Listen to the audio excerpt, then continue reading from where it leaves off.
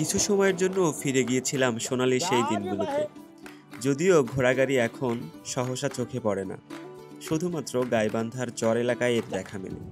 কিন্তু আশ্চর্য হলো সত্যি যে মহাসড়কে চলছে এই যানগুলো, এবং এটি আমরা দেখতে পেয়েছি ঢাকা রংপুর মহাসড়কে। স্থানীয় কৃষকরা কৃষিপণ্য আনা নেওয়ার কাজে বর্তমানে এগুলো ব্যবহার করছে। এগুলো তৈরিতে প্রায় 30 থেকে 40 হাজার টাকা খরচ পড়ে, এবং ঘোড়াগুলোকে তারা খুব ভালোভাবে প্রশিক্ষণ প্রদান করেছেন। যদিও মহাসড়কে দুর্ঘটনার সম্ভাবনা থেকেই যায়, তারপরও এই যানটিতে ওঠার সৌভাগ্য হয়েছিল আমার।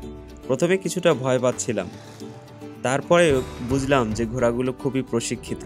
যেহেতু এখন ধান কাটার মৌসুম চলছে, তাই ধান আনার জন্য স্থানীয় কৃষকরা এগুলোকে ব্যবহার করছেন।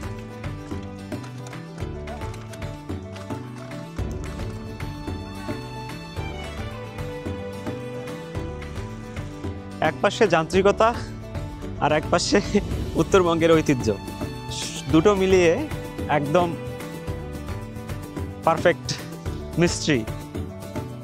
ঘোড়াগাড়িতে চড়তে আপনার কেমন লাগে জানাতে পারেন আমাদেরকে।